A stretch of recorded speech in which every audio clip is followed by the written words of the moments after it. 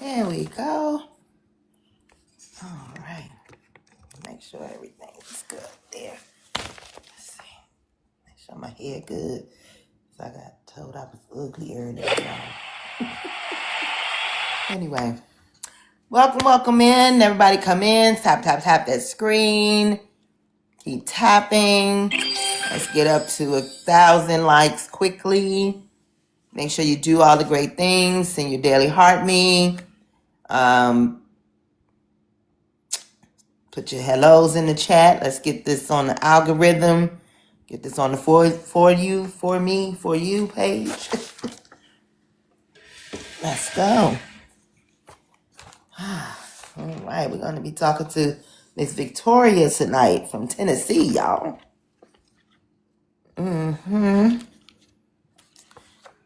Hello, Miss Ayana. How you doing? I missed the live early. I forgot all about it. But I'm here now, ready to go. Let's go. Oh, okay, let me send this out. Hit the repost. Add it to your story. There we go.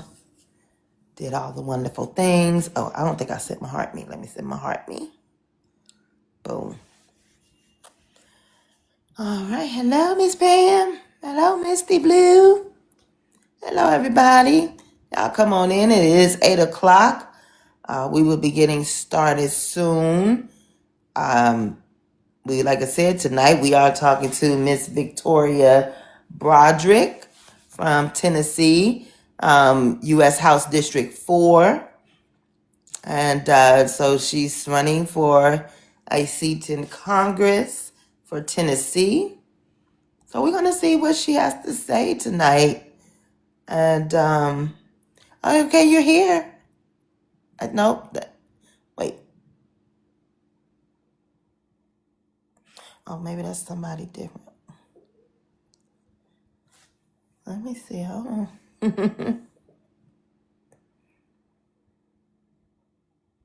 Okay, yes, you're here. All right. Hey. Hello, Miss Victoria. How are you? Hi. Good. How All are right. you? I'm great. I'm Melanie, and I'll be moderating tonight, having a little conversation with you. See where you Perfect. land on some of these hot topics going on in our constitutional republic, democratic Yeah. situation. So on the situationship that we're in right Yes. now. All right. So we're gonna get started. I'm gonna put you in the big box, and there was just a hot seat here, and we're gonna get started. You know what? I don't have my OVC thing. Uh-oh. Hold on. Let me double check something. Hold on Oh, one you're second. fine. I got new foster kittens today, so You got some foster kittens. yeah, here's one. Oh my goodness. Hello. I am a cat girl. I am. Yeah, I got little babies. So these my newest fosters. Oh my They're just goodness. Look at them. they're just so Super cute. cute. I know. They're in my lap right now. I put the heating pad in my lap because it's a little chilly out here. So they were like, ooh, that's mine. Yes, they're like, oh, this is so comfy. This feels just like mommy. Exactly. All right, that's They're super so cute. sweet. So to everyone who doesn't know, and I'm about to wing this because normally I have a little script that I go off of, but I must have left that at the office. But we are OVC. We are a nonpartisan group of people who are fighting for democracy. We are informing voters.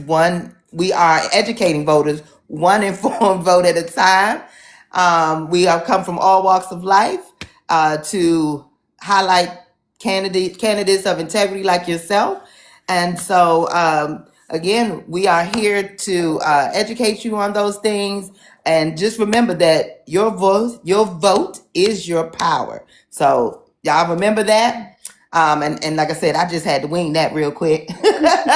I love Again, we are here tonight with Miss Victoria Broderick. Yeah. Broderick, okay, who is running for Tennessee's District 4 for the House of Representatives in the United States Congress. Let me tell y'all a little bit about Miss Victoria that I've learned. She is a native Tennessean, currently running as a Democrat, and she earned her bachelor's in science. But it was communications. In corporate communications. Yeah. A bachelor's of science in corporate communications. Right. Yeah, sorry. Look, I know I had to get it right. Throughout her professional life, she has held a variety of jobs, from working in customer support roles to being a substitute teacher for local schools, giving her direct insight into the challenges working families and educators face in her district. So for the rest of us, and a little more information about yourself, and let us know why you decided to run for Congress. Yeah. So hi guys, I'm Victoria Broderick, like the actor, no relation. Sometimes that one goes, but yeah, I decided to run for office in 2024 because my opponent Scott Desjardins was going to run unopposed. And I said over my unalived body, I was not going to allow him to be on the ballot by himself and not have an opportunity. But my political experience actually started a few years prior in 2021 when I had an IUD fail. I found out I was pregnant, had to go through the emotions of what that pregnancy would look like. All the medical doctors, unfortunately, I miscarried. And then I got pregnant again and had to, again, deal with what happens with your body with that. Medicine is complicated. Your bodies are complicated, and we should never take the tools out of doctors' hands. Luckily for me, it was 2021. I didn't have to worry about that. And 9 months later, I gave birth to a cute little baby. And while I was on maternity leave, Roe was overturned, and I decided that I could not, in good faith, continue being a participant on the sideline. So I did the logical thing, and I became a content creator here on TikTok at a very small platform called the Friendly Neighborhood Liberal. I started educating people about civic engagement, and then quickly launched into becoming a county chair at the time of one of the 93 counties here in Tennessee. With the Democratic Party. So I wanted to not only be involved on the ground, but also have some sort of leverage within our state party to affect change, because I recognize we were in a two-party system. And then fast forward to 2024, finding out that my opponent was going to run unopposed and deciding to get involved and do the thing. I put my name on the ballot, knowing full and well that the chances of me winning were a lot smaller than the chances of me losing. And I decided that I needed to make sure that I ran my campaign in a way that brought change and moves the needle. I talk about moving the needle a lot. And that's what I did. I lost in 2024, but what we learned after the loss, because I decided to run again 15 seconds after, and when we looked at the data, I had grown the district. Now, I did that while working full-time, running a 5-month campaign, so a little bit longer than the should have been president, Miss Kamala Harris.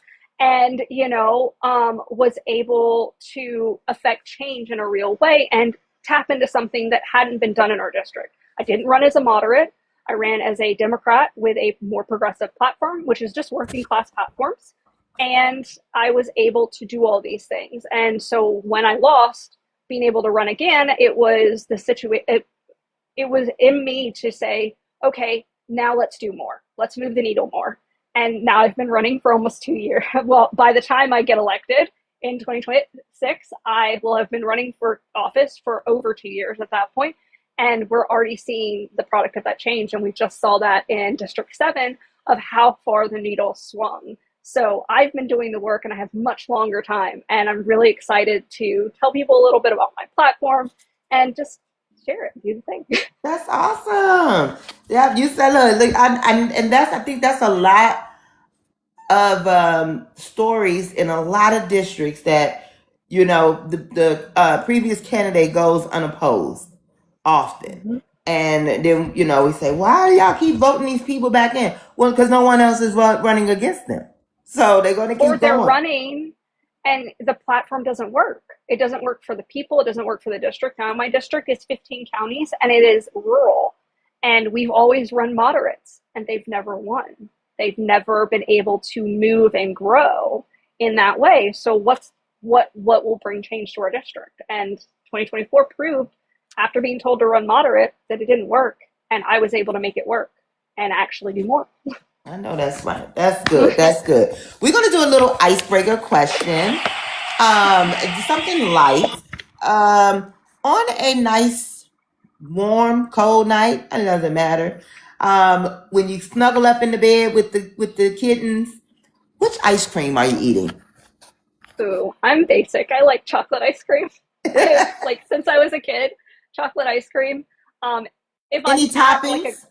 no toppings, I don't need anything fancy. If I go out somewhere, I might zhuzh it up a little bit. I might switch it up a little bit, add some Mhm. cookie dough, that kind of thing. But at home, I'm a basic girly. Any particular brand? I really like Bluebell. Is Okay. that okay to say? I mean, look, Bluebell is the ice cream company. Okay, next to I mean, it does Breyers. its thing. Oh God, I love Yes. Breyers. So good. Yes. Next to Breyers, Bluebell is right there. So I 100% agree. All right, so Miss Victoria, let's see. We're gonna go ahead and get going into our topics. I'm gonna give you, believe we have 6 topics to go over tonight.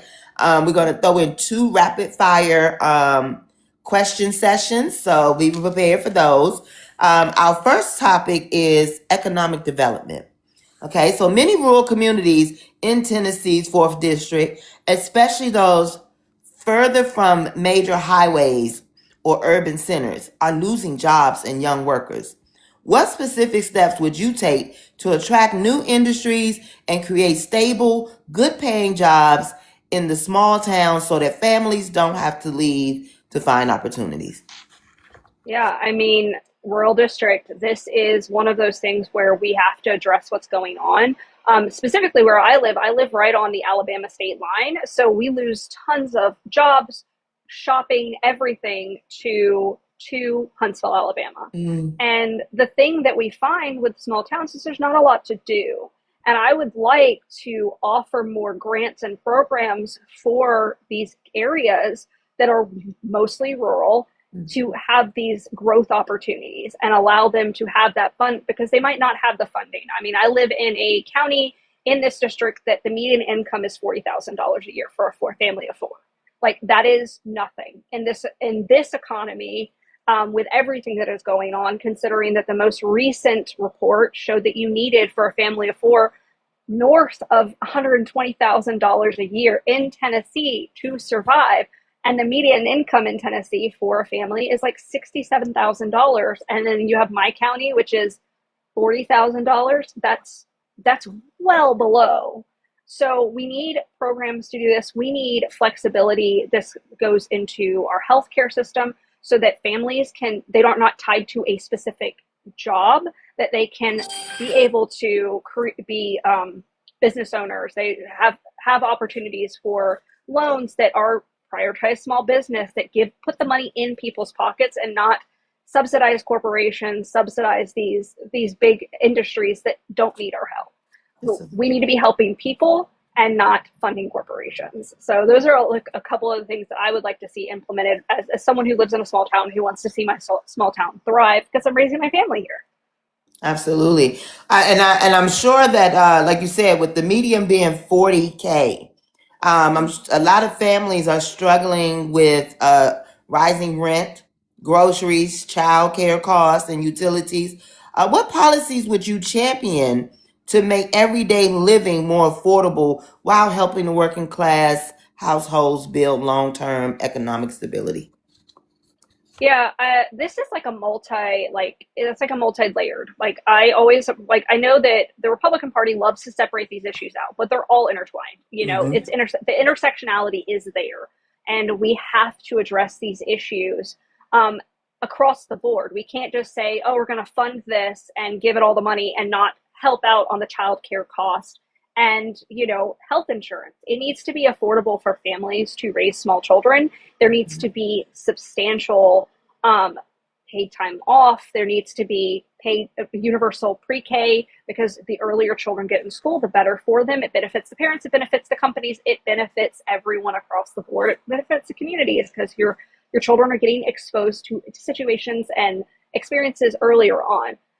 We need to make sure that when we're doing this, that we go across the board. So I would say healthcare is a huge part for me. Universal healthcare, single payer healthcare, something along those lines that takes the money out of the corporation's pockets and puts it back in the taxpayers' pockets. We need to make it affordable. We need to make sure that income levels are fair and decent. No more minimum wage being $7.25. Nobody can live on that. $10 even now today does not work. So we need to put that up, and I would say $20 to $25 bare minimum. And we need to make it so that people can go to the grocery store and not feel the prices of tariffs. Tariffs do not benefit the United States. They harm the buyer, the person who's at the grocery store buying the eggs, whatnot. So yeah, tariffs are not something that I would like to do. I would like to have better pricing, and we can negotiate those things. If we're looking to have fairness across the board, we can do that without harming our communities. Okay. Tennessee is known for quite a few huge theme parks or attractions. Are any of those in your district? No. But fun fact, I am in the whiskey district. So Jack Daniels, Uncle Nearest, George Dickel are all in my district. And this is something that directly affects my district. We have already talked about layoffs going on at Jack Daniels, which is the primary source of income for the majority of the county and surrounding counties, where this is jobs, infrastructure, all those things. And they're already talking about layoffs because these tariffs are negatively impacting, and the response of exporting, I want to say it was 2015-ish time, that the fifth largest exporter for whiskey was Spain. And if we're having countries like this put restrictions or telling their kids, like telling their, not kids, oh gosh, too many kids around me, telling their, people that customers saying, don't buy here, buy local, buy this, buy that, buy something in the country, then they're doing that negatively affects our district. We also are a farming district, and the only thing that is saving us at this current moment of feeling the full effects of what is going on in the agricultural community is the fact that we source to Alabama some of our crops, and that benefits us. But if that goes away, or economy is going to continue to get more expensive, how is that going to negatively affect this district? And these are things that happen throughout there. So no, I don't have any major theme parks, but I do have some beautiful whiskey. I know, that's right. Look, that's the real stuff right there. That's what I come to Tennessee for. That brown water is so good. And I have as a bourbon aficionado with Tennessee whiskey, I have my favorites. I can tell you each bottle from the distillery. So I always love answering those questions because I love me some brown water. Excellent. Now is the time that I do open up the panel for anyone that has any questions for Miss Victoria on economic development, or you can just put them in the chat, and one of my great mods will highlight it, and I will pose the question to Miss Broderick if you like. But don't be shy. You can just hit the little button at the bottom here and come on up and ask your question. If I don't, I will head on over to my next topic, but I'll give y'all just a few minutes to either request up or put your question in the chat. What does your shirt say? It says Victoria Broderick for U.S. Congress. Oh, okay. It's your merch. My merch, that I do have an online merch store, so that if you are anywhere else and you want to do that, or if you just want to go straight over to my website and donate to my campaign, you get a handwritten thank you card. Every single person who donates to my campaign gets a handwritten thank you card. That's awesome. That's cute. I like the little torch in the tea. Oh, yeah. One of my, so fun story while we're waiting. So my dad worked in the tile industry for years, decades. And one of his friends who I have known since I was a child, used to help my dad all the time, designed this for me as a campaign donation. So I got this beautiful, and the little torch just makes my heart happy. And the pink was a printing error, and we loved it so much we kept it. I know that's right. Well, we do have a question. Someone said, I guess, did you have to change your strategy when it came to this election? Yes.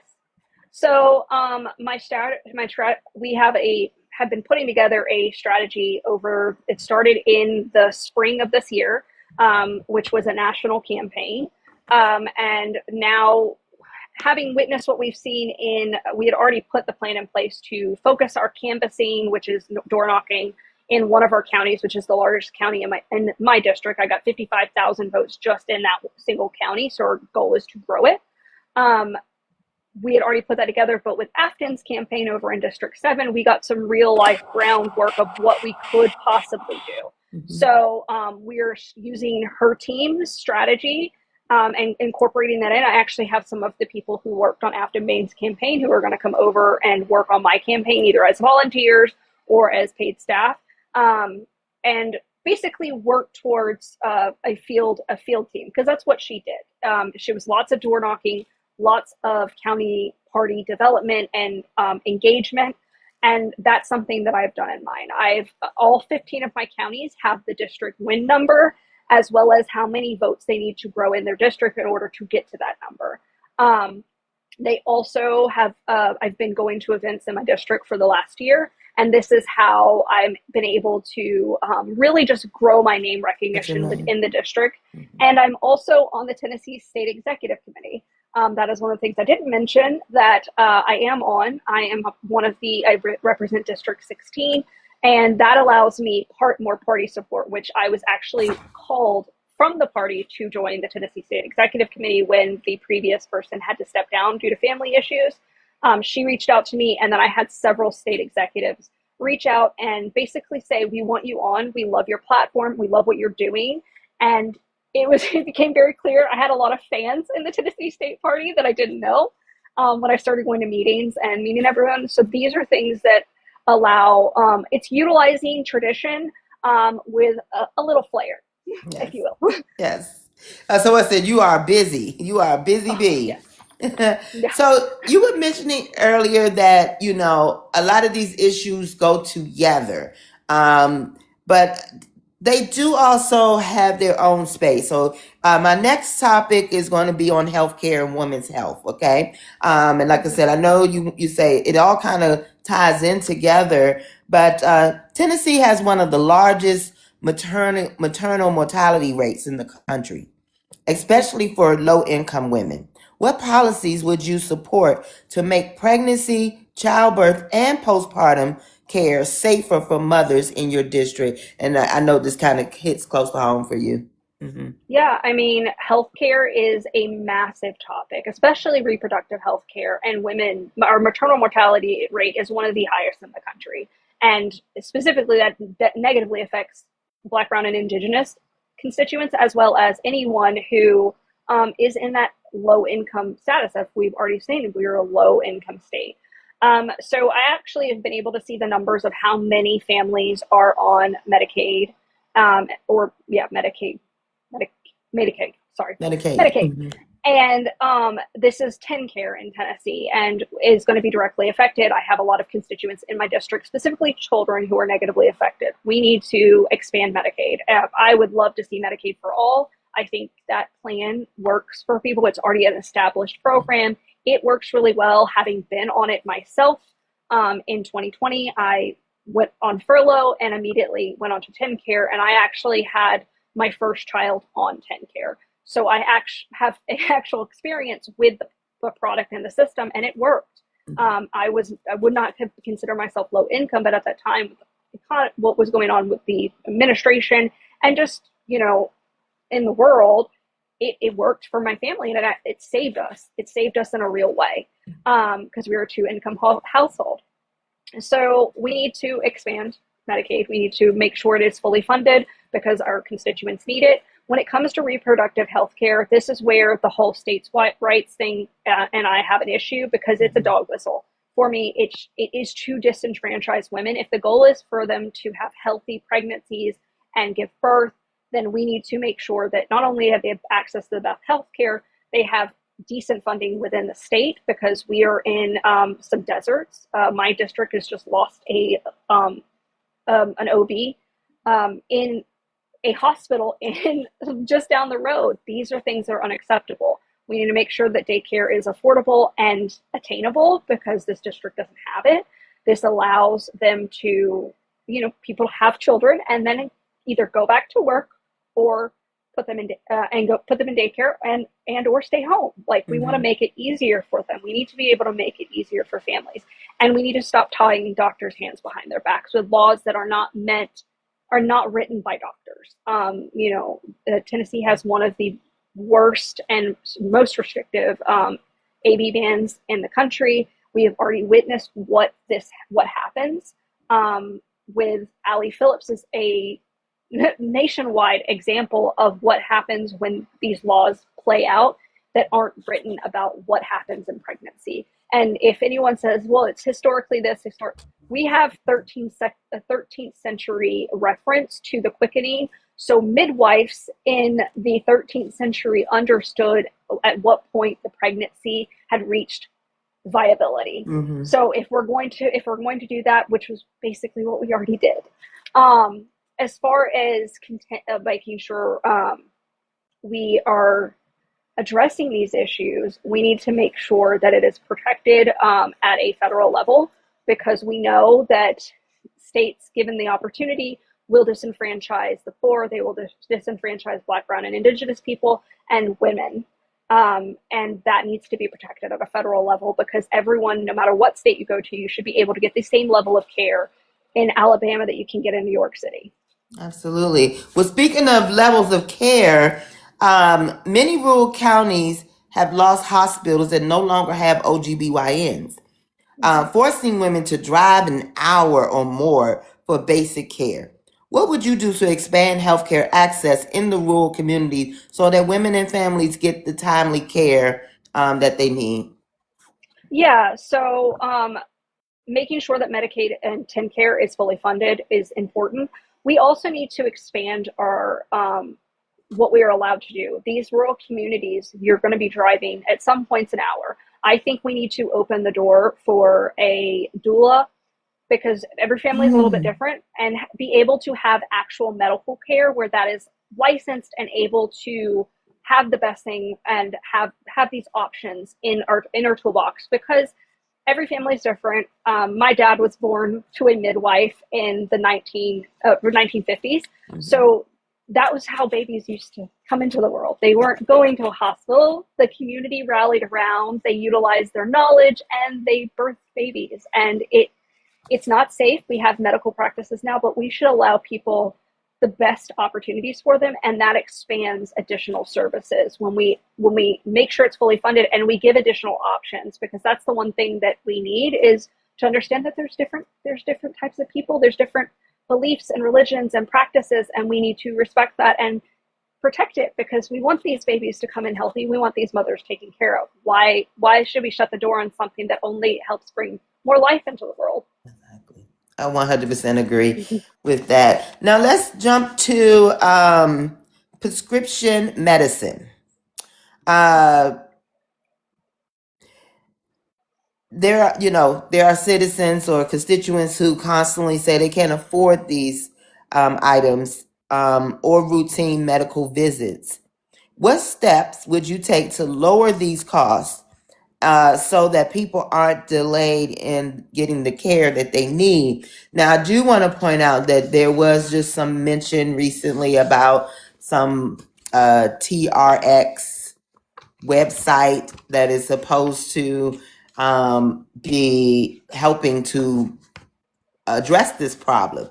So my question more to you is, because we know this is a problem, my question more to you is, are you willing, if there is a valuable idea coming from this administration, are you willing to work with them to make this happen?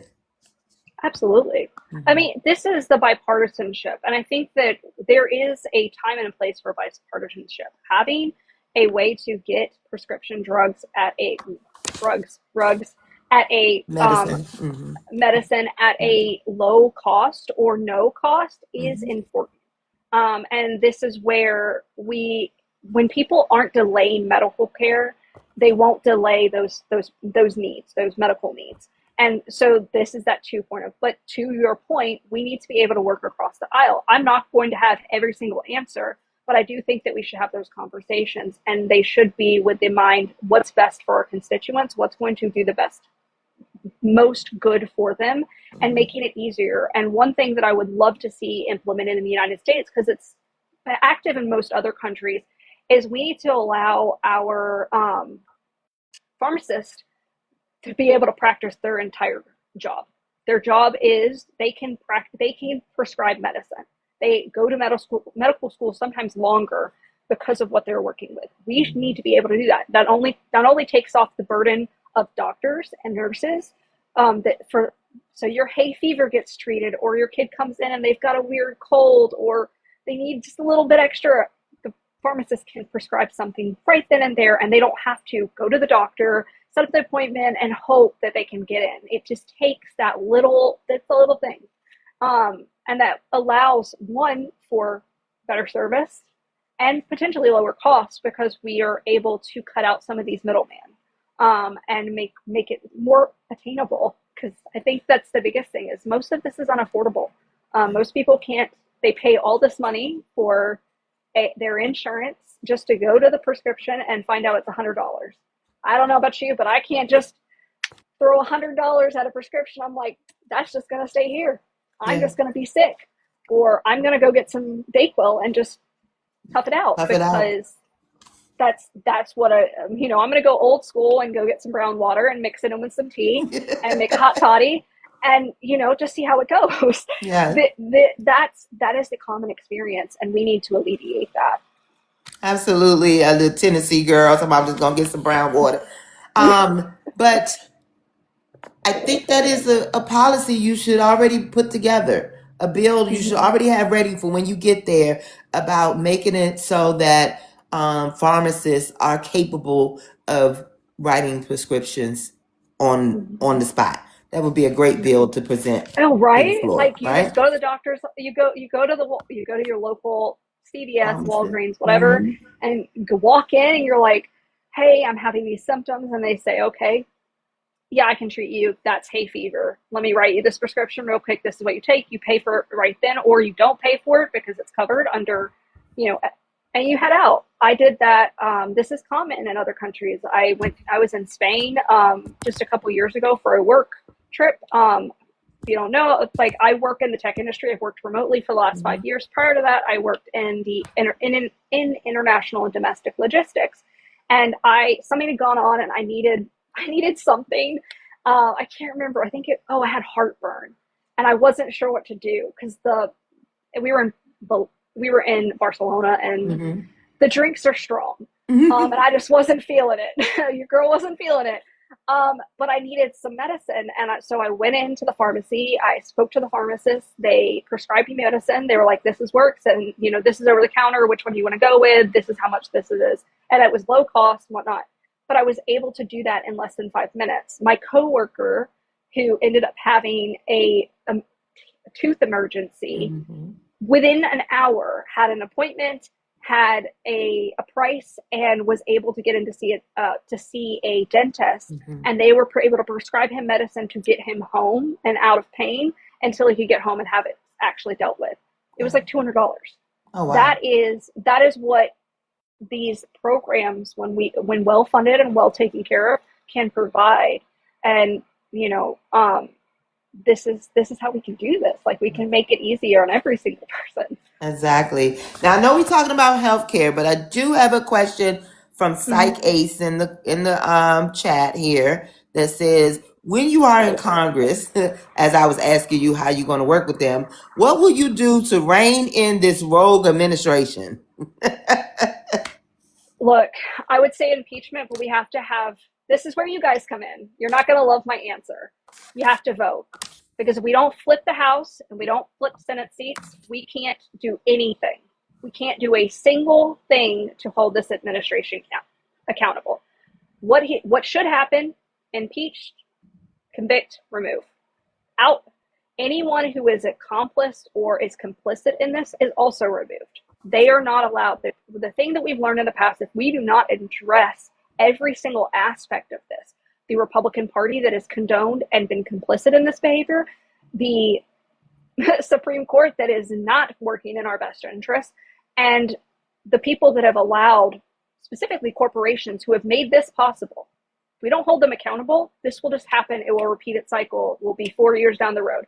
So I need civic engagement. We need people to get out and vote and understand that you have to vote all the way up. It's an enema here, guys. We got to go all the way up the ballot, all the way down, all the way back up. If you want to clean it out, enema, all the way up. So local, state, federal level, every single, and I'm going to say vote blue all the way. Because right now the Republican Party's leader is making heinous statements. And he is the leader of the Republican Party. So if they are not holding him accountable, do not expect any person with an R beside their name to hold him accountable at this point in time. Absolutely. So, impeach, convict, remove. All right, I'm just sending out a couple of invites I didn't send. All right, so we're going to do our first rapid fire. This one is more political. So the next one is going to be more fun, Tennessee fun. But this one is political, okay? So term limits, yes or no? Yes. Filibuster, keep or get rid of? I say get rid of them at this point. It's going to get rid of. Okay. Healthcare, private or government led? Government led. All right. Voting rights, should we strengthen or loosen? Strengthen, definitely. Okay. Supreme Court, should we keep it as it is or add more seats? Add more seats and also add term limits. And add term limits. Now, should Congress be paid more, less, or keep it the same? Oh, so this one's a hard one for me to answer. So I'm going to try to answer it quickly. I'm going to say stay at the same. I do not believe that we should make any more money than we're already making. Mm-hmm. That said, when I get in Congress, I'll understand that part of the system because I have to maintain residence in 2 locations. So I will say at this point, the same. They don't get a pay raise. I don't get one. They don't get one. Exactly. Thank you for that. All right. So we're going to go into our next topic, which is public education in schools. As you know, as we learned earlier, that you have worked in schools a little bit as a substitute teacher. And many rural schools in District 4 are struggling with outdated buildings, limited staffing, and shrinking budgets.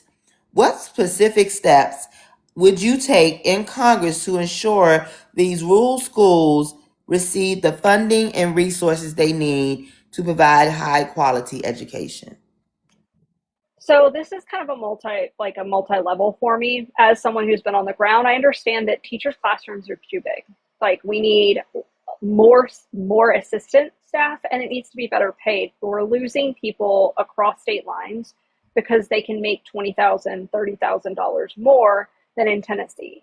So first and foremost, we have to raise the pay. We have to start treating education like the service that it is and rewarding educators, whether it's forgiving their student loans because they're working in a school system and they work 2 years. I don't believe that we should, make it long term, but that first and foremost, pay teachers better. We need to be able to make sure that the education levels are consistent across the board. One thing that I've noticed, having lived in multiple states as a child, is every education was different. In Tennessee, it was a year behind where I was in North Georgia. And in Texas, it was much further along in some ways, but also backwards.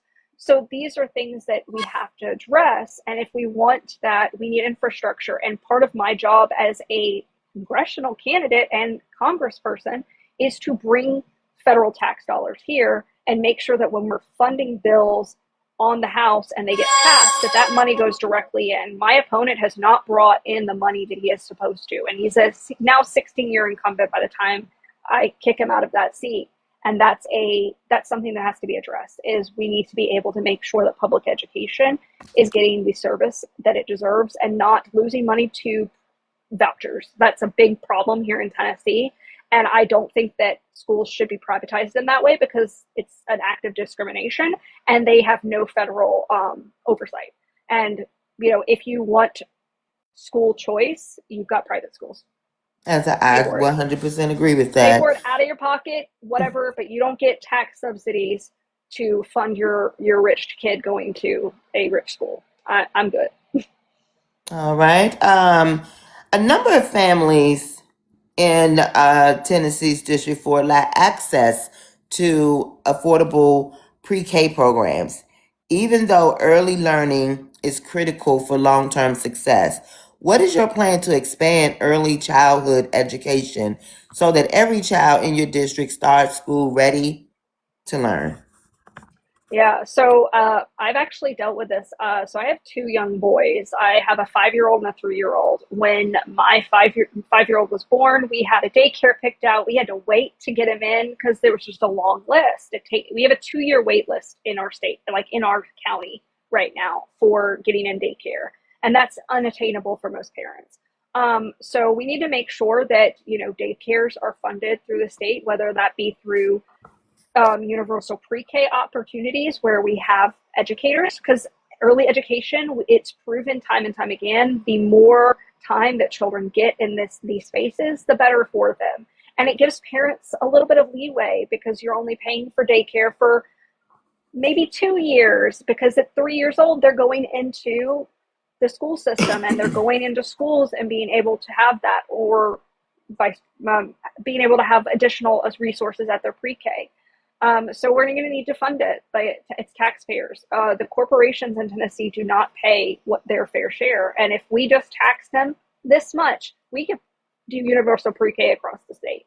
It's not, as far as a figure, I don't have that, but these are ways that we can do that. When taxes are fair and they are equitable, then we can see those benefits without hitting the taxpayer who is paying their fair share. So universal pre-K, making sure that we have facilities and employees and it pays well. And again, these are things that can also be, if your healthcare is Medicaid for all, or is not with your employer, you don't have to worry about that aspect. You're already paying for it in your taxes, and the corporation is paying their fair share. So you can work that job making $20 an hour, because guess what? You're not going to get hit with a medical bill if you go to the hospital or to the doctor's office. You're going to have that paid time off. You're going to have these resources that you wouldn't have had. So that money will go further in your pocket. And I think that's something that people don't realize when we talk about that, is that these things make it easier across the board. And that's why I say it's intersectional, because if we address a couple things in one area and pay rises in the other area, those things equal out to more dollars in our constituents' pockets. Absolutely. Now, as you were saying that the states' rights thing is one of the, it's also one of the places I have a big contention with. Some things I agree, some things I don't. When it comes to education, how much input should the federal government have in schools across the nation?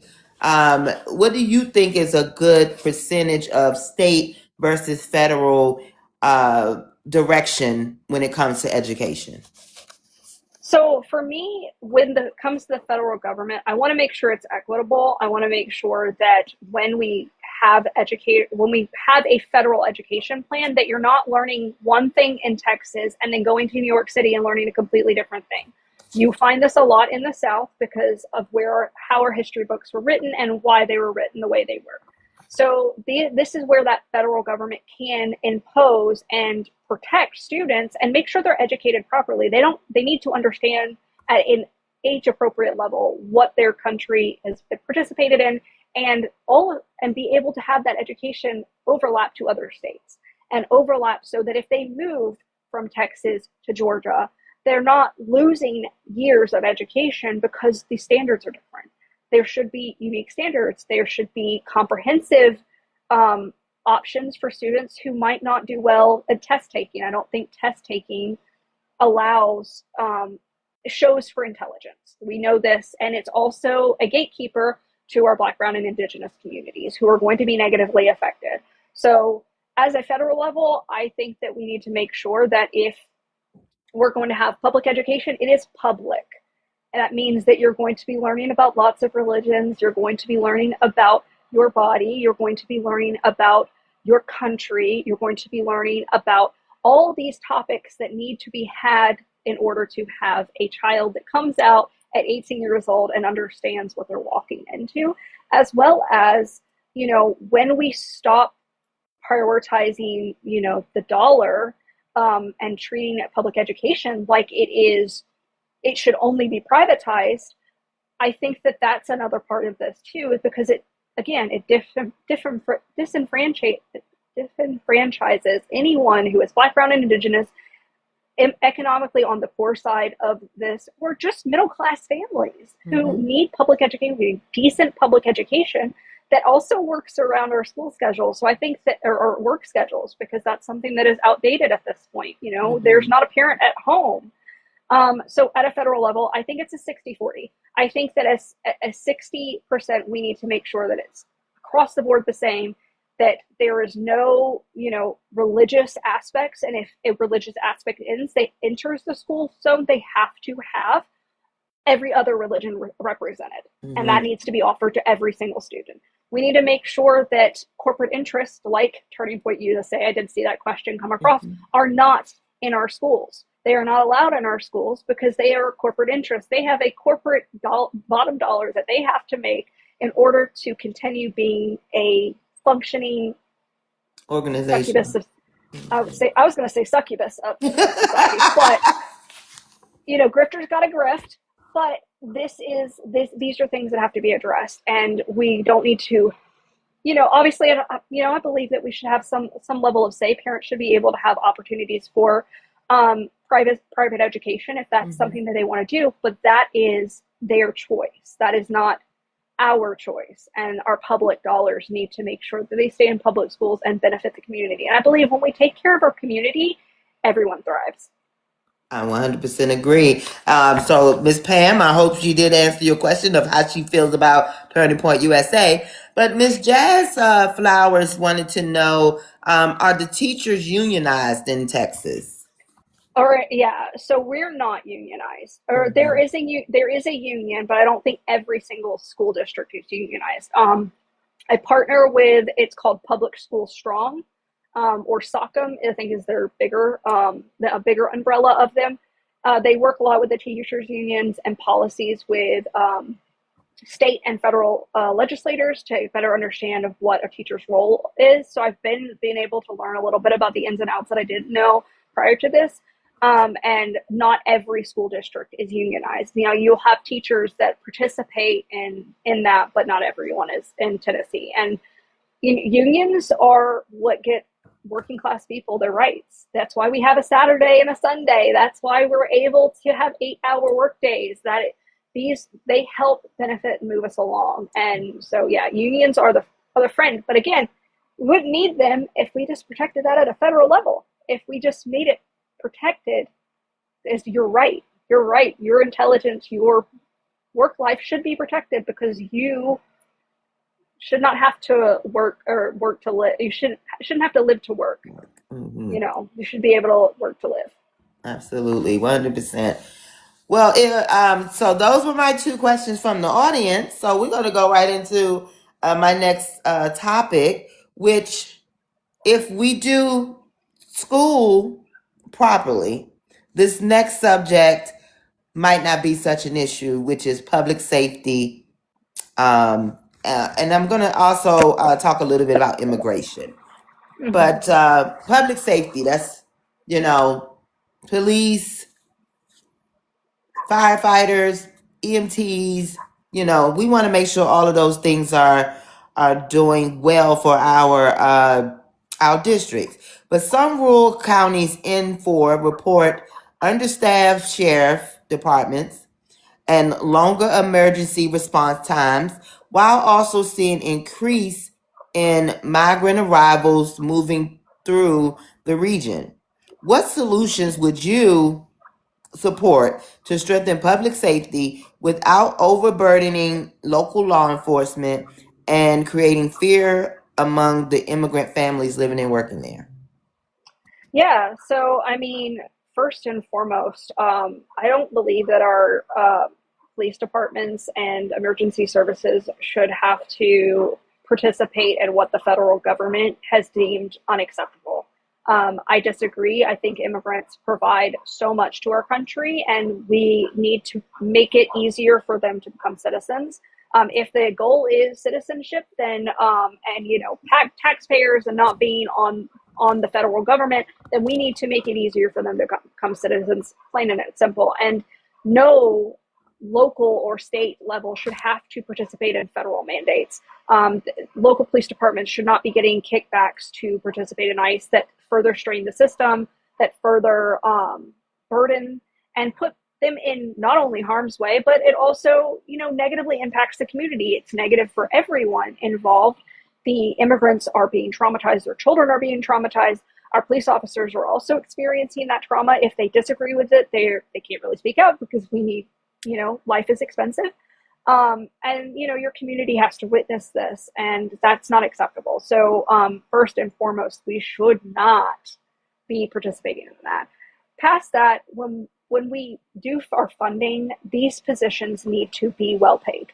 They don't have to be over the moon, but they need to be affordable, that you can live in your community and properly live and have decent work-life balance. And you also need our emergency services need accurate and good information, as well as additional training throughout the years. I believe that every single police officer should go through training every so years as a recertification. I believe that they should also have resources for the trauma and the job that they're doing and the education around that. Accurate history in high school.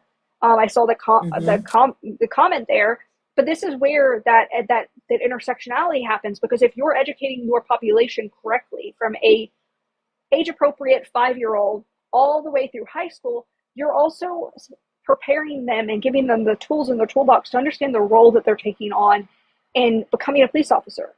That is an act of service, but you need to understand the history. You need to understand that what that role possesses, and understand how your community is going to interact with that.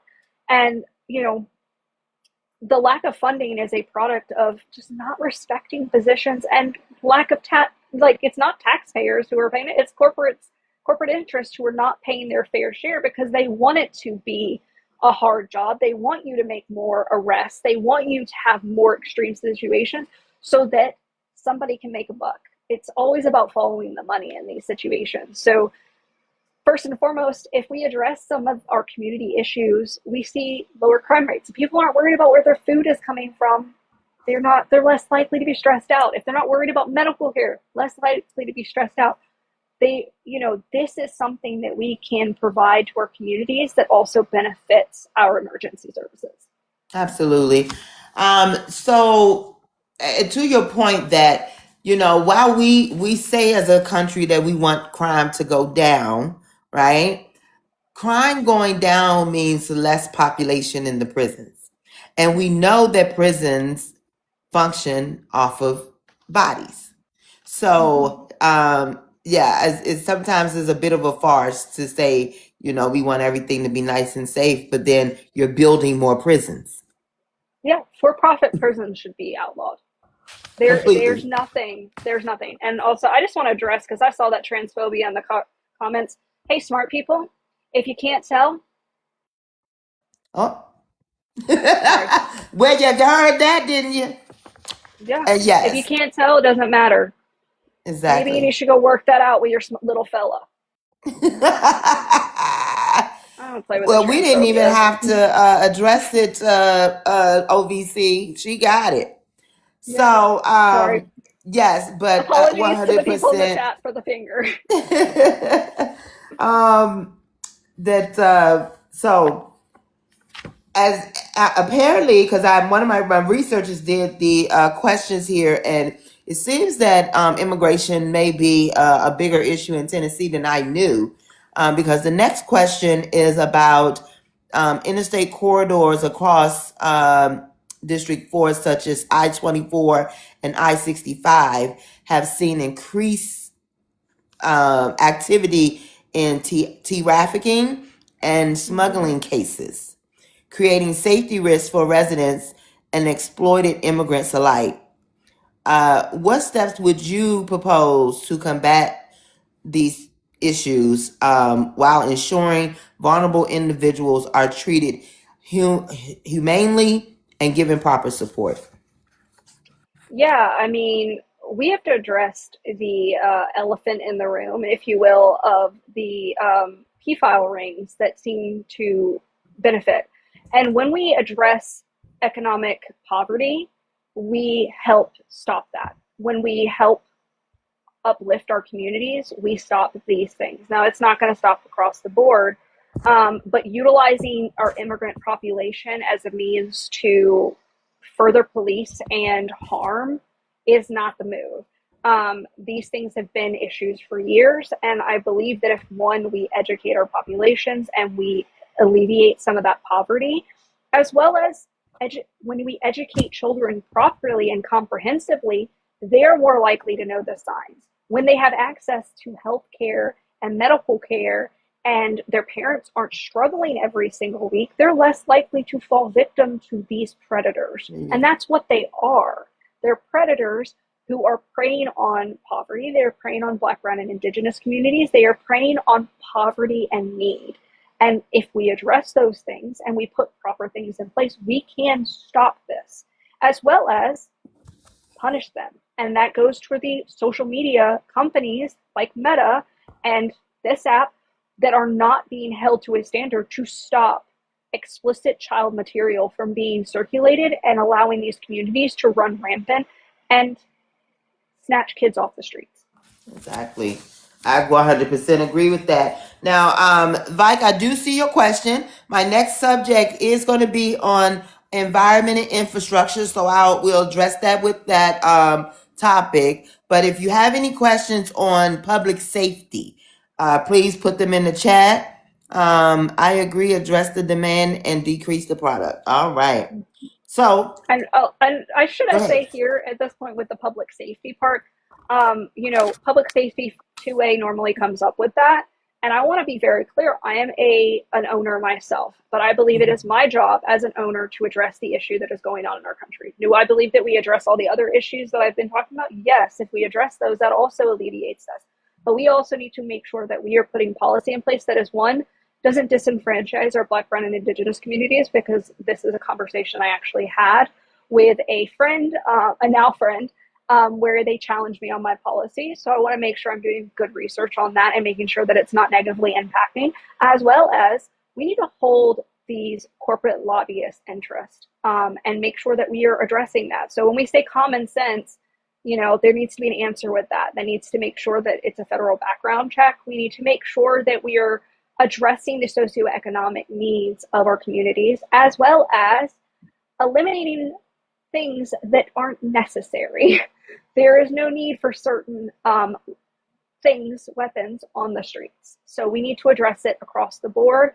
And I want to work across the aisle. I would even work with these lobbyists to make sure that the policy makes sense. But I really like Leaders We Deserve and David Hogg's work around this. So that's something that I would like to guide me as an owner. I want to make sure I'm getting the best information.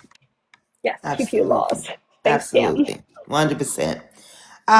So we're going to go into our next rapid fire. And I think you're going to have fun with this or like this, but we'll see. Most people say this is the fight category because it's either or, right? Graceland or Dollywood? Dollywood. Over Graceland? Okay. Oh, yeah. Grand Ole Opry or Raymond's Auditorium? Ryman. It's only because I just saw Kamala Harris there. At Ryman? Yeah, and my niece is named Ryman. Okay, awesome. Nashville hot chicken or Memphis barbecue? Oh, Memphis barbecue. I was never like a big chicken person. Right? I don't eat any meat anymore, but barbecue all the way. Let's go. All right. Now, a couple of people I've learned that are from Tennessee. Justin Timberlake or T-Pain? T-Pain. I like Okay. his music better. Aretha Franklin or B.B. King? Ooh, that one's hard. Ooh, I'm gonna go with my girl Aretha. We gotta Okay. support the ladies. All right. So I'm gonna give you 3 movies. They are all based in or around Tennessee. Let me know if you've seen them. Hustle and Flow. I have seen that. It's been a while. It's Yes, been a I've seen that while. one. It's Been a while. hard out here for a Yeah. pimp. Yeah, that one. If Bill Street could talk. I don't think I've seen that one. Okay, well that's added to the list because I'm Add a it to movie the holic. list. It's a good I'm a movie. movie vacation. Okay. And The Butler. The Butler. Oh, I just watched this. Oh, this is so good. This is so good. It's so Yeah. good. I watched. Fun fact: I adore movies. I love the theory of acting and like getting in and understanding how actors just like. Yeah, I love it. Yeah. Yeah. So those who don't know, Hustle and Flow is about a Memphis smug dealer who decided to become a major rapper, producer, and wanted to become a big star. And he used selling smugs as his avenue to do said thing. Um, then, if Bill Street could talk, if you are not familiar with Bill Street, I suggest you look it up. But It's so good, guys. it was a major intersection or street in Memphis during like what's the word I'm looking for? Black Wall Street, or like that was one of the places too. And I mean, just the black community surrounded themselves on Bill Street. And it eventually, like most other things, took a hit, and things happened there, and the community went down. And so it just tells, that movie tells a lot about the things that have happened on that street, and in that community. And then The Butler is about the first black man to work in the White House. So if you have not watched any of those movies, please, I encourage you to watch any of those movies about It's so good. the good old state of Tennessee. All right. So I agree with you. I haven't had any Nashville hot chicken. I said I'm going to try some, but I do love me some Memphis barbecue. Good. Somebody said It's so good. Chris Kirkpatrick or T-Pain. Who is Chris Kirkpatrick? That's the football player, huh? Yeah, T-Pain. If it's a football player, I can't help you. The story of Pee Wee Herman? Is that about Tennessee?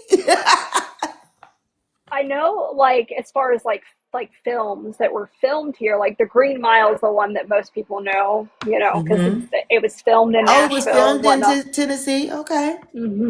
Yeah, so the guy founded NSYNC. Fun fact, I've seen the house that Justin Timberlake and one of the Backstreet Boys built beside each other. They don't live there anymore, but you can see their houses. You can drive by where they built their houses together.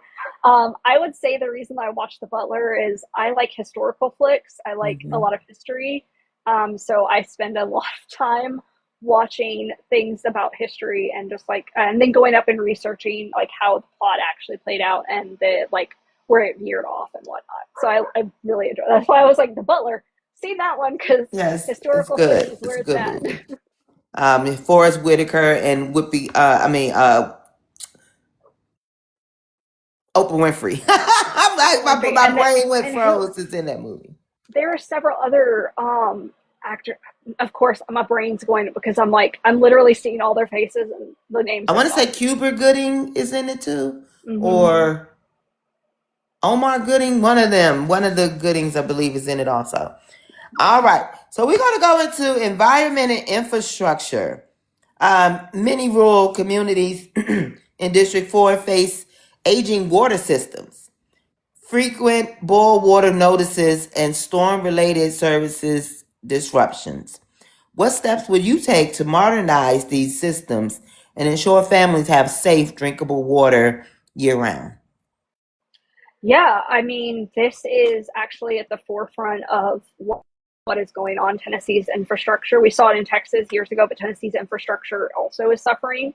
When the weather gets really cold, they do rolling blackouts. Literally, the temperature dropped at the beginning of this week, and I told my boss, I was like, "Hey, I might be having some trouble because they've done rolling blackouts when it's gotten this cold before." So this is where, one, we cannot privatize these systems. They should not be privatized. Your electricity, I find your living should be protected under human rights. Like, you need to be able to have access to these resources. And we also need to update them and modernize and find new tax revenue in order to pay for these, so that the people aren't getting hit with that. And I think that a lot of this can be done in, making sure that we utilize those grants and making it, having strict regulations that are well paid, so that we can make sure our communities are getting the best, as well as when we're doing these infrastructure projects. Speaking to the environmental aspect, I believe that we should be putting the dollar in consumers' pockets so that they can modernize their homes. I bought a home that was built in the 1920s. I was able to buy it and refurbish and do things to it, but it needed all new electricity. And instead of the government saying, "Oh, we'll give the your local electricity company this money so that people can infrastructure," we give that directly to the consumer for specific things so that they can modernize, so they can add solar panels and address these issues as they want to, and make sure that everything is up to date. I think that it's a twofer, and it's making sure that everybody's paying their fair share, and corporations, it's time to pay out. All right. Well, that sounds like that's kind of one part of your solution for the next question, which is large portion of your district still lack affordable high-speed internet, which affects children's schooling and adults' abilities to work from home. How will you expand broadband access and make sure rural residents aren't left out of the digital economy? Yeah, so my community, we are not far from Chattanooga, Tennessee, which is known as the fastest internet in the country. Google Fiber went there, and it spread out. Now, our local community, did not see it fit to spread it throughout the entire county, which makes no sense because we're 2 hours. They literally stop the lines at the end of roads in neighborhoods. And stop it from, and it's like, why wouldn't you just take it all the way down the road and make sure? So these are things that we need to, mandates that we need to put in place so that every single rural community has opportunity to high-speed internet, because we're not in the age where you can just go live it like it's 1900 and just hope and pray that nothing's going to happen. We need access to these things because students need it, families need it, and whatnot. And yeah, so in our city, literally down the road from me, they stopped the fiber, and they wouldn't even let the constituents, like the power company wouldn't, or the electricity company that was running the Google Fiber, literally told the families who had come together and said, "This is what we want to do. We want to pay for this so that you can bring it all the way down the road." They said no. They said no. They said they were literally turning down taxpayer money, constituent money, to not do that. And that makes no sense. Why wouldn't you take it out through the city and at least do main lines out into the counties? Wow. That's crazy that you like put it throughout the whole state. What are we doing? Why are we mincing words? I mean, the things we do in this county make no sense. And it's follow the money. My local my local city mayor does not like it when I show up to county and city meetings. They Oh Lord, literally here she changed. come. The last one we went to, I got reached out, a constituent and someone that, I was talking to, they sent me a message and were like, hey, can you come to this? I showed up and they changed the entire agenda just to not talk about the issue I'd come there for, because they didn't want to talk about it. They knew that not only would I say something, I also would utilize my platform to make it more public. Exactly. As you should. Mm-hmm. Make them stay accountable. That's what you're supposed to do. Um, your district includes state parks, forests, and outdoor recreation areas that attract tourism and support local jobs. How would you balance environmental protection with economic development to preserve these natural resources while helping local communities thrive? Yeah, I mean, this is one of those questions I think about because, like, I love a state park, and I have lots of friends who like to use them. And I do realize that our county and cities are growing, and I think this is where city planning ordinances and making sure that it's not corporations buying up single family homes and pricing people out, where rent is not so affordable that you can't save money for a down payment on a house. And it's making sure that we shore up those and utilize the area properly. So, like, utilizing a old mall that has gone out of business, because if Gen Z hasn't done their thing and saved it, because we all loved an old mall. As a millennial, I love walking around a mall. Then we should utilize that and repurpose it to do both. I mean, these areas, there are ways that we can do this. And also, if our communities are properly cared for, where we have access to parks, where every family has access to a some sort of park or community center, and it within the radius, then you can have closer and tighter quarters, because yeah, you don't need a huge backyard for the American dream, because there's a really nice park less than 3 miles down the road. Maybe it's a mile down the road. You could walk there and maybe you'll grab a cup of coffee, because we've put in infrastructure plans so that a local coffee shop can stay open, and make sure that on your walk, or a pub can be there by the park, so that maybe while your kid is playing, you can sit at a bench and have a drink and have a soda, or just spend time and have snacks while your kid is playing. These are ways that we can make our communities better, protect our environment, protect our wildlife, protect our state parks, as well as make sure that every single person is better served by their communities, because I believe our communities can uplift each other. All right. Okay. Well, that was my. Let me wait a minute. Sometimes. Okay, well, let me do this one. Some towns in District 4 are seeing population growth, but don't have the road, transportation, or utility infrastructure to keep up. What would you do to secure federal funding and support local governments so infrastructure expands alongside community growth? What would you do to secure that money?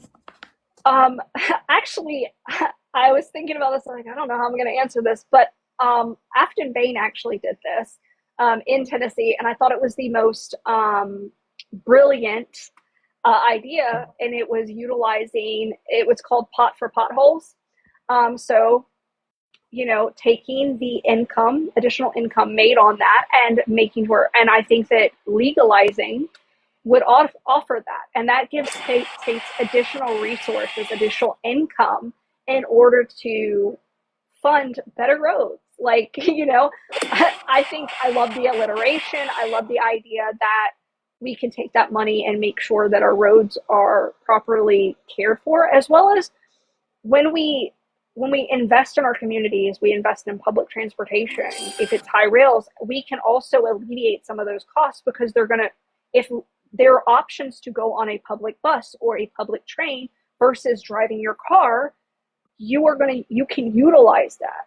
And Mhm. that takes the burden off of the roads, your tires, this saves money across the board, and it gives people options that weren't necessarily available. So I think if we're going to do it, public transportation, we need to address it. There needs to be options, especially in rural communities. There needs to be a train from Nashville from Nashville to Huntsville that gets there in an hour and that stops maybe 2 times. So maybe you drive to that stop and then you ride the rest of the way. Or, from Nashville, Chattanooga, it needs to be high speed. And there needs to be other options that buses so that you can get there and get off the train and go into city center along that route. We already have these roads and these options. Why not utilize every bit of it and then take that burden off of our roads and infrastructure? And also we can protect the environment while we're at it.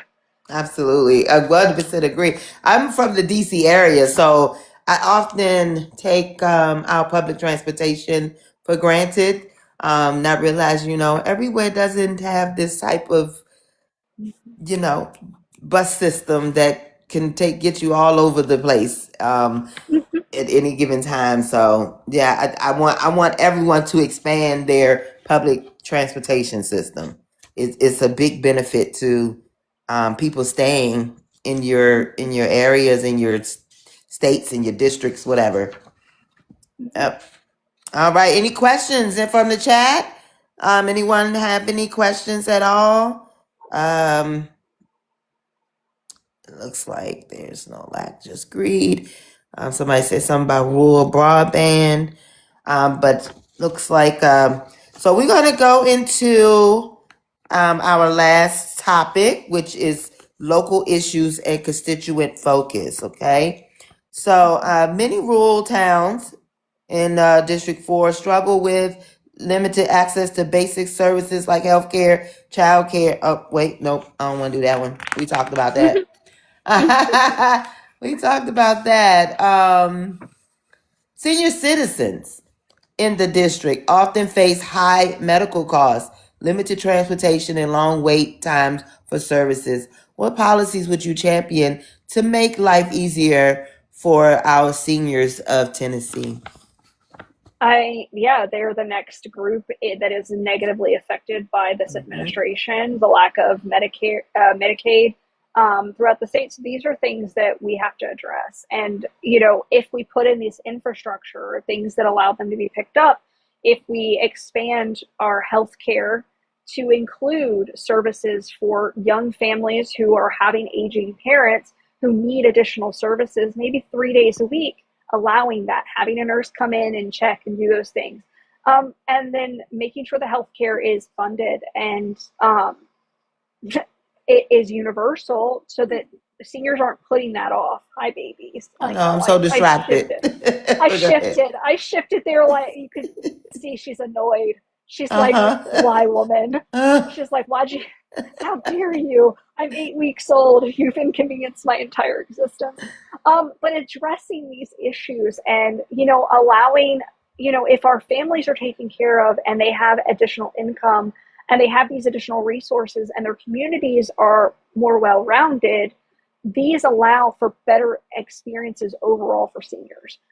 When we have walkable communities, when we have options to make sure that they can go work out in a pool that's low impact, low stress, when they have proper resources if they need to stay in the hospital because they've had a hip replacement, that they're not kicked out 3 days later being like, figure it out, go take some physical therapy. These are things that we have to address to make it more affordable for seniors, as well as we're a vast and quickly approaching a point where universal income is going to become a thing. And we need to get ahead of this because AI is here to stay and they need to be paying their fair share and allowing for these opportunities as they're taking away income from working class people like myself who've made a career out of giving customer service. And, whether my customer service is a 5-year-old in a classroom or a lawyer, we need to address that because those are taking away people's jobs. So addressing all of these things is going to be important. And it, again, helps our seniors, it helps our communities, and better healthcare means longer lives, and not delaying care also means less issues. Absolutely. So as we know, you decided to run for U.S. Congress. Why did you think that you could make a bigger difference for your district in the federal level as opposed to a representative seat on the state level? So I thought about this a lot. My opponent was going to run unopposed. I decided that that was unacceptable. What more than likely, if it wasn't me putting my name on the ballot, someone else might have, or he would have just run unopposed. Now he has run opposed every single race. This was just the first year, having been on a statewide call, that I witnessed, and there was a potential that he would not be opposed because no other candidate has been able to. We've only ever run moderates. So as far as that aspect of being thrust into federal politics, I've always been political. Even prior to this, I just took a more active role past 2024 is when I really started to become more involved in politics, and it just cycled through voting through all those things and federal issues and federal protections. As someone who is working class, who is the daughter of an immigrant, who understands what the average voter is going through and is interested in advocating for my community, I thought, you know what? I can't be bought out. I want to do this. I don't take corporate PAC money. I am a small dollar donations candidate. And what 2024 taught me is running as a working class progressive mom in rural Tennessee, not only showing that the state party and the federal party that it is possible to work full time and run a campaign, which allowed me to do a lot more with a lot less money, able to represent. And that is why I decided I'd already built on that. So I decided that instead of trying to convince or trying to step down to a state level role in a much smaller district, I would help train another person and guide them through this and support them through this and have them run for that state level seat and work towards making sure that every candidate that is underneath me in my district, to my best of my ability, also has my support, because all boats rise with the tide, and utilizing the fact that I already built on a 5-month campaign. So what can I do in 2 years? Exactly. Oh, awesome. Now, many residents feel disconnected from current leadership and want a representative who listens and shows up. How will you stay connected and engaged with all of the constituents of District 4, especially in the rural counties, to ensure every community has a real voice in Washington?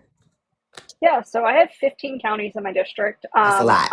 The bar has been set real low by our current representative. He was caught in closed door sessions saying that if he speaks to constituents, he loses votes.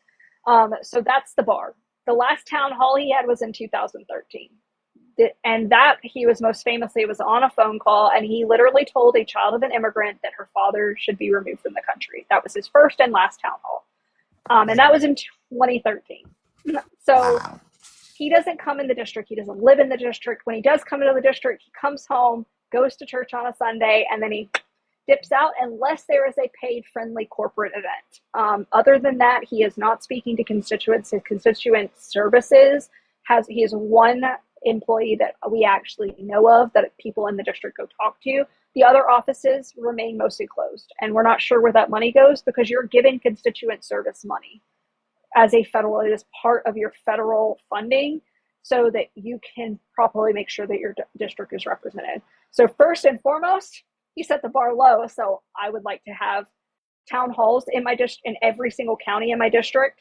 I would like to make sure that, I am here living in the district, because I don't believe that you can represent the community if you don't live there. I love DC. DC is gorgeous, but my home is here. My family is here. My children are here. So I'm going to make this my home, and DC just gets to be the place I go to do my job. But my job doesn't stop there. I come home, I am in the office, I am rotating offices, and then I believe that I should have public off hours where they know that I'm going to be in that area, and if they sign up and they want to see me, come and see me. If I'm sick, which I don't get sick that often, because I don't know about you guys, I'm a working class mom. I power through it unless can't be sick.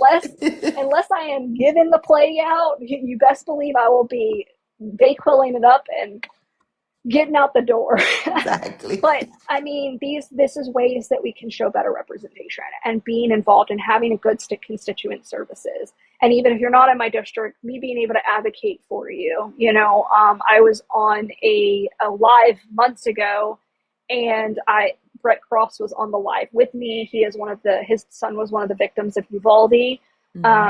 And he had been arrested. The police department was actively pursuing to harm him. And the first thing I did, his wife was on the live. I hopped on the phone. I called Gloria Johnson, one of the Tennessee Three. I called Justin Jones. I said, "How can you help me? Who can you talk to help, ma'am?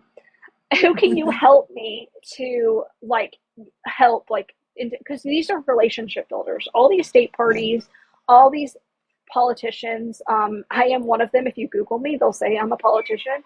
We have these relationships, and we should utilize them to our constituents' benefits." And he wasn't a constituent. He's just a person that I know, a friend on the internet. And I was like, no, I'm going to call some people. And, they all picked up the phone when I called.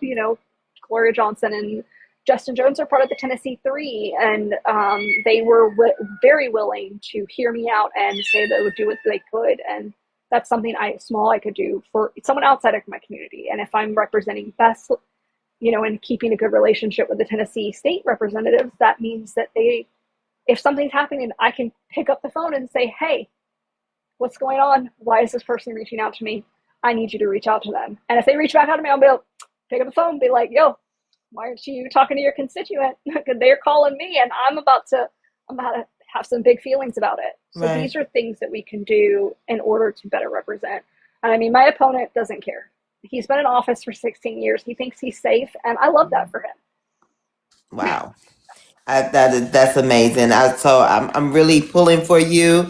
It sounds like your district needs some change, needs a new light. It's like, hey, give her a chance. Y'all didn't let this go on for so long. Let's see what something else does. But it's the fear of progression that keeps them from doing it. And so your job is going to be to convince them that your type of progression isn't going to harm them. It is going to make them better. Right? Yeah. So I'm going to do some closing questions here. We got about 5 minutes left. If elected, what is the single most important change you hope the people of District 4 feel in the daily lives by the end of your first term? Ooh, that's really one. I just want politics to be boring again. I do not want politicians who are in the news every single day. I want us working for you. I feel like that's like the first thing is, I'm beyond the job learning, and I want to work and have policy going into it that benefits the most people. And that starts with accountability, because what's going on in DC is not working. And to be quite transparent is this won't get fixed in 2026. It won't get fixed in 2028. But your civic engagement matters. Your ability to understand that we can make systematic change and actually progress with purpose.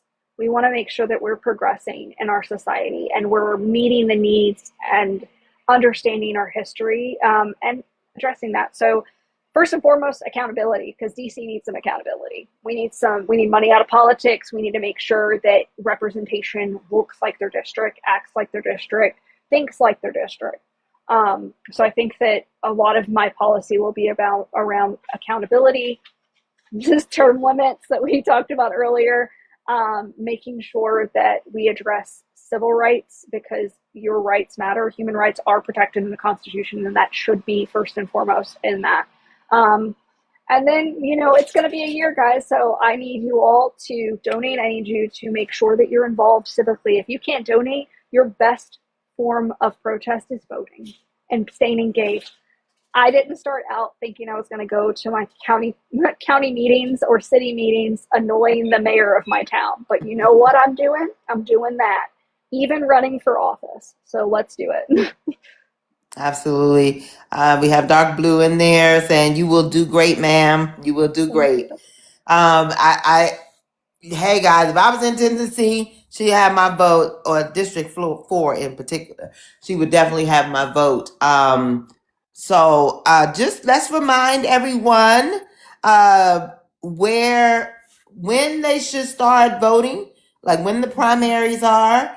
Are you running unopposed in the primary, or does Right now I Tennessee am. have their own type of primary thing going on? So right now you're going to start seeing the primaries for your local offices. So that I want to be clear here, because this is something that a lot of people don't recognize, that you're going to see your first primaries will be at your local level. Mm-hmm. So for Tennessee, my primary is in August of 2026. Those dates and exact dates and early voting are going to be posted on my website. You can find that at victoriafortennessee.com or .org. You can also see a little bit more about my platform. Donate if you can.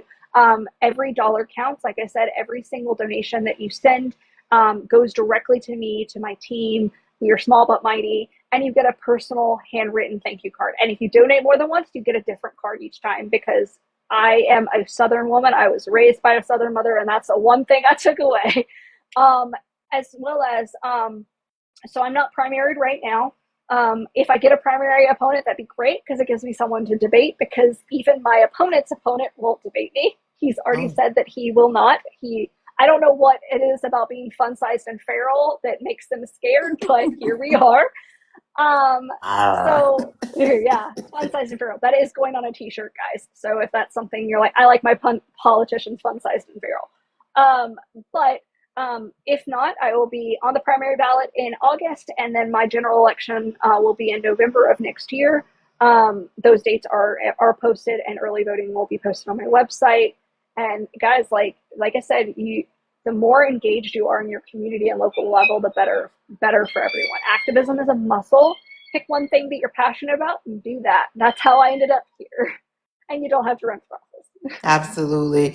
You said something just a few minutes ago about that if you go on somewhere, it'll show that you're a politician. And I'm like, yeah, how did that, I mean, that word kind of always been a bad thing, but like, it's like the worst word nowadays. Like, but I'm like, if I decide, talking to people, if I decide to run for something, I then become a politician. So politicians is not this big spooky word. It's just if we decide to do something in politics, we become a Put your name on a politician. ballot. Yeah, it's like been the wildest experience, because we talked about it earlier on. I was a content creator. I was just someone engaged civically, working on local state level. And then, I did the big thing. And now if you go on Google, I'm a politician. And the word doesn't have to be bad. Right now it is bad, because most politicians are corporate. They're owned, bought and paid for by lobbyists, by corporations, and they're not working for you. Right. So it's okay to tell me I'm a bad, like, you can say I hate politicians. Yo, same. And I'm one. Right. But this is part of that. This is, I was moved into this platform, unbeknownst to me, by putting my name on the ballot. And now forever we'll have a platform that says I'm a politician. And that has its own connotations with it. But we can make politicians respectable again. We can make it so that, when you say politician, it doesn't have to be like, oh God, let me spit on the floor. We have to change it, and representation matters, and character matters, and we need to bring that back to DC, and do a nice little enema to party politics and all that, straight all the way up, clear it out. Clear it out. Miss Victoria, this has been such a pleasure tonight speaking with you. I am wishing you all the luck. It doesn't look like you need much, because what you said, you're fun size and feral. Feral. Oh, Absolutely fierce, feral. whatever you want to call it. Okay, she is it. So if you are in District 4 in Tennessee, look out for this lady here. She is ready to go. She is ready to fight for you, and make sure that you getting the resources you need for a better community. But Miss Victoria, I want to invite you to our last town hall for 2025. Is tomorrow, and we will be Ooh. talking to a a young lady who visits us often here. Her name is Ashley Banks, and she will be doing her town hall tomorrow at 8 p.m. She is running for Illinois House Rep in District 2, so she could be your classmate. And so we will be talking to her. This is going to be fun because, like I said, she comes and visit us here on OVC often, and she always has questions. So I'm excited to ask her the questions this time. But like I said, that's tomorrow, guys. I hope to see you and Miss Victoria back here tomorrow at 8 p.m. to talk with Miss Ashley Banks. Now, Victoria, we also do a town hall, a round table, not a town hall. We do a round table with all our previous candidates that we've talked to. And we just get them together, 5, 6 of you all, and y'all have some conversation. Because like I said, y'all will be the graduating class of the 120th Congress if all of you make it. So it's best y'all already get on the roll with figuring out how you want to change this government around, right? So we invite you. That is on Sundays at 3. We will be doing one this Sunday. So if you want to come through and request up, and but you may also receive an invite for it individually to come. So I hope to see you there. I hope you see you tomorrow. I hope to see you all in the comments. This, like I said, this has been awesome. We are OVC. I do not have my elevator pitch on me right now, but we are a nonpartisan group from all walks of life, trying to educate voters so that they have an informed vote, because your vote is your power. So y'all make sure y'all have a good night. We will see y'all tomorrow. Thank you. Thank you so much. Bye, Melanie. Bye.